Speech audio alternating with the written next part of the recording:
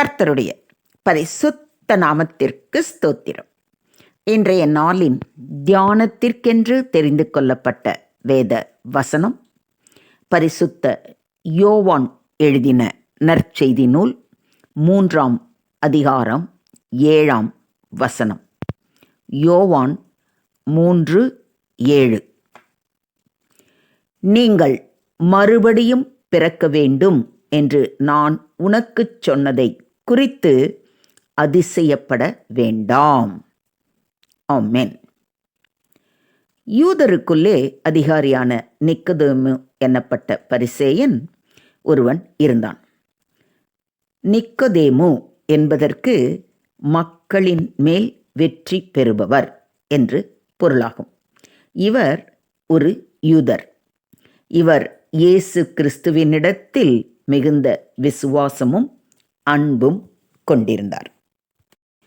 இவர் ஒரு நாள் ராக்காலத்திலே இயேசுவினிடத்தில் வந்து, ரபி, நீர் தேவனிடத்தில் இருந்து வந்த போதகர் என்று அறிந்திருக்கிறோம். ஏனெனில் ஒருவனும் தன்னுடனே தேவன் இராவிட்டால் நீர் செய்கிற இப்படிப்பட்ட அற்புதங்களை செய்ய மாட்டான் என்றார். இயேசு அவனுக்கு பிரதியுத்தரமாக, ஒருவன் மறுபடியும் பிறவாவிட்டால் தேவனுடைய ராஜ்யத்தை காணமாட்டான் என்று மெய்யாகவே மெய்யாகவே உனக்கு சொல்லுகிறேன் என்றார். அதற்கு நிக்கதேமு, ஒரு மனுஷன் முதிர் வயதாயிருக்கையில் எப்படி பிறப்பான்? அவன் தன் தாயின் கர்ப்பத்தில் 2ஆம் தரம் பிரவேசித்து பிறக்கக்கூடுமோ என்றான். இயேசு பிரதியுத்தரமாக, ஒருவன் ஜலத்தினாலும் ஆவினாலும் பிறவாவிட்டால் தேவனுடைய ராஜ்யத்தில் பிரவேசிக்க மாட்டான் என்று மெய்யாகவே மெய்யாகவே உனக்கு சொல்லுகிறேன். மாம்சத்தினால் பிறப்பது மாம்சமாய் இருக்கும், ஆவியினால் பிறப்பது ஆவியாய் இருக்கும். நீங்கள் மறுபடியும் பிறக்க வேண்டும் என்று நான் உனக்கு சொன்னதை குறித்து அதிசயப்பட வேண்டாம். காற்றானது தனக்கு இஷ்டமான இடத்திலே வீசுகிறது. அதன் சத்தத்தை கேட்கிறாய், ஆகிலும் அது இன்ன இடத்திலிருந்து வருகிறது என்றும் இன்ன இடத்துக்கு போகிறது என்றும் உனக்கு தெரியாது. ஆவியினால் பிறந்தவன் எவனோ அவனும் அப்படியே இருக்கிறான் என்றார். இந்த 3ஆம் அதிகாரத்தை மையமாக கொண்டு மறுபிறப்பு என்றால் என்ன என்பதை பற்றியும், ஒருவன் பரலோக ராஜ்யத்தில் பிரவேசிப்பானா இல்லையா என்பதை குறித்தும் சற்று நேரம் தியானிப்போம். இந்த செய்தியின் அடிப்படையில் நீங்கள் மறுபடியும் பிறந்தவர்களா? நீங்கள் பரலோக ராஜ்யத்தில் பிரவேசிக்கக்கூடிய நிலையில் தற்போது வாழ்ந்து கொண்டிருக்கிறீர்களா என்று உங்களை நீங்களே சோதித்து அறிந்து கொள்ளலாம். நிக்கதேமு இயேசுவினிடத்தில் கேட்ட கேள்வியும் அதற்கு இயேசு கொடுத்த பதில்களையும் இப்போது கேட்டோம் இல்லைங்களா?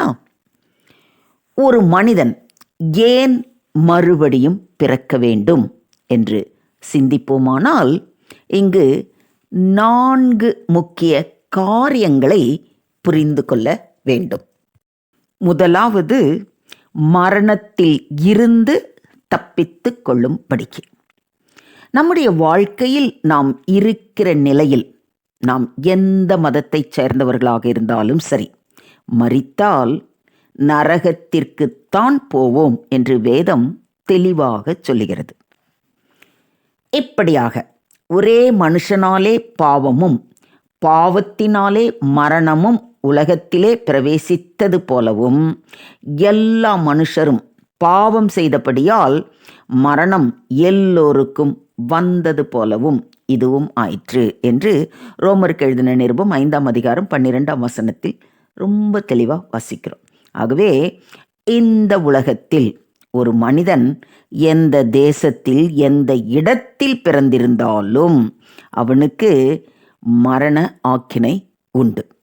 ஒரு மனிதன் பிறக்கும் பொழுதே நரகத்திற்கு நியமிக்கப்பட்ட நபராக நித்திய தண்டனையை பெற்றவனாக இருக்கிறான். இதையேதான் இயேசு கிறிஸ்துவும் தெளிவாக சொல்லுகிறதை பார்க்கிறோம். தேவனுடைய ஒரே பேரான குமாரனுடைய நாமத்தில் விசுவாசம் உள்ளவனாய் இராதபடியினால் அவன் ஆக்கினை தீர்ப்புக்குட்பட்டாயிற்று என்று. இதை யோவான் 3:18 வாசிக்கிறோம். எனவேதான் நீங்களும் நானும் பிறக்கும் பொழுதே ஆக்கினை தீர்ப்புக்கு உட்பட்டவர்களாக பிறக்கிறோம். நாம் இயேசு கிறிஸ்துவின் இரட்சிப்பை பெறவில்லை என்றால் நிச்சயமாக நாம் நரகத்திற்கு நியமிக்கப்பட்டவர்கள். புரியுதுங்களா உங்களுக்கு? அடுத்தது, ஆவிக்குரிய காரியங்களை அறிந்து கொள்ளும் படிக்கு. அதாவது ஜென்ம சுபாவமான மனுஷனோ தேவனுடைய ஆவிக்குரியவைகளை ஏற்றுக்கொள்ளான். அவைகள் அவனுக்கு பைத்தியமாக தோன்றும். அவைகள் ஆவிக்கேற்ற பிரகாரமாய் ஆராய்ந்து நிதானிக்கப்படுகிறவைகளானதால் அவைகளை அறியவும் மாட்டான் என்று கொரிந்தியருக்கு எழுதின 1 நிருபம் 2 14 வாசிக்கிறோம். ஜென்ம சுபாவமுடன் பிறந்தவன் ஆண்டவருடைய காரியங்களை அறிந்து கொள்ளும்படியாக இருப்பது இல்லை. தேவனை அறிந்து அவரை விசுவாசிக்கவில்லை என்றால் அவன் நரகத்திற்கு பாத்திரவான். 3வது, இருதயம் புதுப்பிக்கும்படிக்கு. இந்த ஜென்ம சுபாவத்தோடு பிறக்கக்கூடிய மனிதனின் இருதயம் திருக்கும் மகா கேடு நிறைந்ததுமாக காணப்படுகிறது. அவ்விதமாக இருதயம் பாவத்தின் ஊற்றாக காணப்படுகிறது. இந்த கேடான இருதயம் புதுப்பிக்கும்படியாக ஒரு மனிதன் மறுபடியும் பிறக்க வேண்டும்.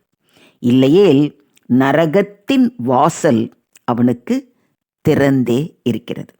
அடுத்தது 4வது, கோபாக்கினையிலிருந்து தப்பித்து கொள்ளும்படியாக. சுபாவத்தினாலே மற்றவர்களைப் போல கோபாக்கினையின் பிள்ளைகளாய் இருந்தோம். இந்த கோபாக்கினை என்பது மனிதனாக பிறக்கிற ஒவ்வொருவருக்கும் நியமிக்கப்பட்டது. அவன் மறுபடியும் பிறக்கவில்லை என்றால் தேவனுடைய கோபாக்கினையை நரகத்திலே சுமந்தே தீர வேண்டும். ஆகவே நீ மறுபடியும் பிறவாமல் போனால் உன்னுடைய நித்திய வாழ்க்கை நரகத்தில்தான் என்பது நிச்சயிக்கப்பட்ட ஒன்று. நீ இன்று இயேசுவை நம்புகிறேன், விசுவாசிக்கிறேன், நேசிக்கிறேன், ஜெபிக்கிறேன் என்று சொல்லலாம். ஆனால் நீங்கள் மறுபடியும் பிறக்கவில்லை என்றால் உங்களுடைய பக்தி என்பது பரிசேயத்தனமே. இதையும் ஒத்துக்கிறீங்களா? ஸோ மறுபிறப்பு அப்படின்னு சொன்னோமே, அப்படின்னா என்ன அப்படின்னு பார்த்தோம்னா இதை 2 விதமான தலைப்புகளில் பார்க்கலாம். ஒன்று, தேவ ஆவியினால் பிறப்பது. மாம்சத்தினால் பிறப்பது மாம்சமாய் இருக்கும், ஆவியினால் பிறப்பது ஆவியாய் இருக்கும் என்று ஆண்டவர் சொன்னார் இல்லைங்களா? இது முற்றிலும் ஒரு வித்தியாசமான காரியம். நீங்களும் நானும் மாம்சத்தினால் தான் பிறந்து இருக்கிறோம். இயேசுவானவர் நிக்கோதேமுவை பார்த்து நீ ஆவியினால் பிறக்க வேண்டும் என்கிறார். ஆனால் நிக்கோதேமு அதை விளங்கி கொள்ள முடியவில்லை. ஆகவேதான் ஒரு மனுஷன் முதிர் வயதாயிருக்கையில் எப்படி பிறப்பான்? அவன் தன் தாயின் கர்ப்பத்தில் 2ஆம் தரம் பிரவேசித்து பிறக்கக்கூடுமோ அப்படின்னு அவன் கேட்குறான். ஒரு மனிதனுடைய பிறப்பு கூட மிகவும் ஆச்சரியப்படத்தக்கது. எப்படியெனில், ஒரு குழந்தை கர்ப்பம் தரிக்கிற வேளையில் ஏறக்குறைய 30 கோடி முதல் 50 கோடி உயிரணுக்கள் தாயினுடைய கர்ப்பப்பைக்குள் செல்லுகிறது. ஆனால் அந்த தாயினுடைய கர்ப்பப்பையில் இருந்து மாதம் ஒரு முறை ஒரு கரு முட்டை வெளிவரும். அந்த கோடிக்கணக்கான உயிரணுக்களில் இருந்து ஒரே ஒரு உயிரணு மட்டும் அந்த கருமுட்டையுடன் இணைகிறது. அதுதான் கர்ப்பம் தரித்தல். நமக்கு அது தெரியாது. ஆனால் தேவன் அதை நேர்த்தியாக உருவாக்கி உள்ளார். எனக்கு அன்பான சகோதர சகோதரிகளே, இதைவிட ஆச்சரியமான ஒன்றுதான் ஆவியில் பிறத்தல்.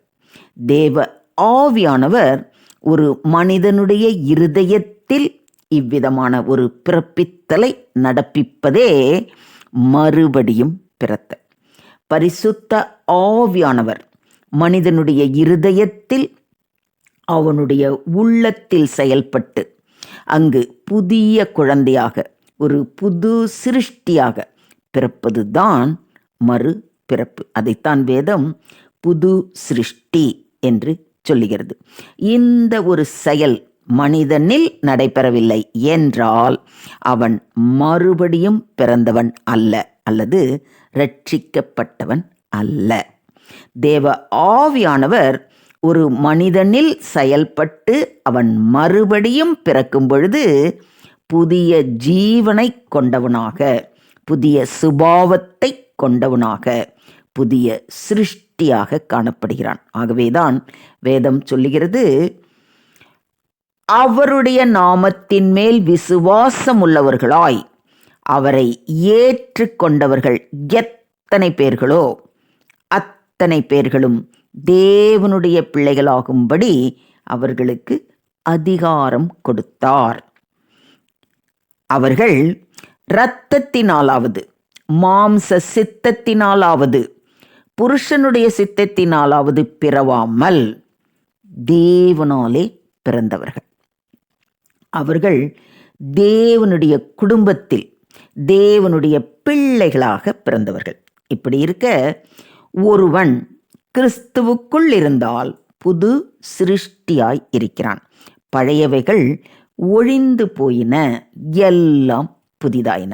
ஆகவேதான் இயேசுவானவர் நீங்கள் மறுபடியும் பிறக்க வேண்டும் என்று நான் உனக்கு சொன்னதை குறித்து அதிசயப்பட வேண்டாம் என்று மிக தெளிவாக இன்றைய தியான வசனத்தின் மூலம் நம்மோடு பேசுகிறார். இரண்டாவது, புது சிருஷ்டி. மறு பிறப்பு என்பது புது சிருஷ்டி. தேவனுக்கு பிறந்த, தேவனுடைய பிள்ளையாய் இந்த உலகத்தில் பிறப்பது. ஒரு சிங்கத்துக்கு ஒரு கழுதை பிறக்காது, ஒரு சிங்கத்துக்கு சிங்கம்தான் பிறக்கும். அதே போல தேவனால் பிறப்பிக்கப்பட்ட ஜனங்கள் தேவனுடைய சாயலை பெற்றிருக்கிற ஜனங்கள்.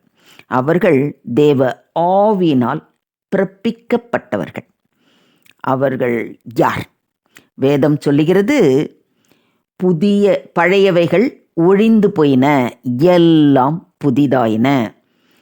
ஒரு புதிய வாழ்க்கை முறையை கொண்டிருப்பவர்கள், புதிய நோக்கம், புதிய திட்டம், புதிய செயலினை கொண்டிருப்பவர்கள். இவர்கள்தான் மறுபடியும் பிறப்பிக்கப்பட்ட நபர்கள்.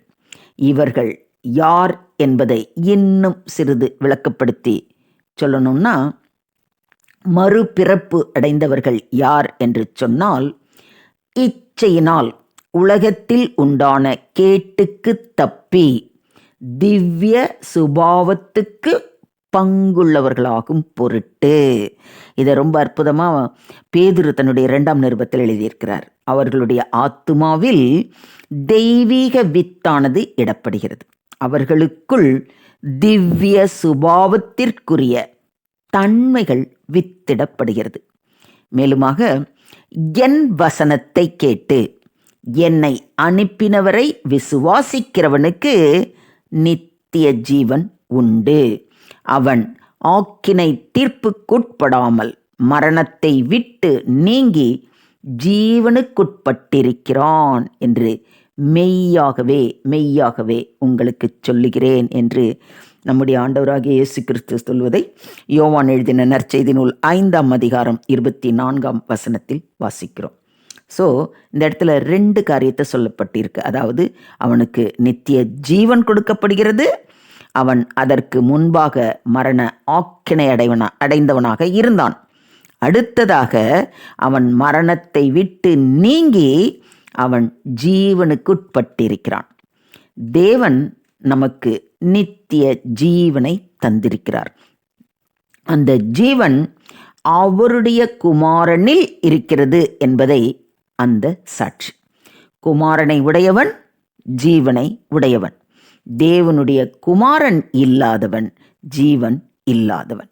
ஸோ இயேசு கிறிஸ்துவின் சாயலை கொண்டவனே மறுபடியும் பிறந்தவன். இதுதான் மறுபடியும் பிறந்த நபரில் நடப்பிக்கும்படியான தேவ ஆவியானவருடைய செயல். ஸோ இப்போ ஆண்டவர் சொன்னார் இல்லைங்களா, மறுபடியும் பிறக்க வேண்டும் என்று நான் உனக்கு சொன்னதை குறித்து அதிசயப்பட வேண்டாம் என்று. இப்போ நாம் மறுபடியும் பிறப்பது என்றால் என்ன அப்படிங்கிறத ரொம்ப தெளிவாக புரிஞ்சிட்ருப்பீங்கன்னு நான் விசுவாசிக்கிறேன். ஸோ மறுபடியும் பிறக்கிறதுக்கு என்ன பண்ணணுங்கிறத தெரிஞ்சுக்கிட்டீங்க இல்லையா? இன்றே அவர் சமூகம் அமர்ந்து அவர் கருத்திலே உங்களை முழுமையாக ஒப்புக்கொடுங்கள். அவரே உங்களை புது சிருஷ்டியாக, உங்கள் உள்ளத்திலே புது சிருஷ்டியை உருவாக்கி உங்களை அவருடைய பிள்ளைகளாக மாற்றி அவர் நித்திய ஜீவனை அளித்து உங்களை ஆசீர்வதிப்பாராக. தேவனுக்கே மகிமை உண்டாவதாக. ஆமேன், ஆமேன், ஆமேன்.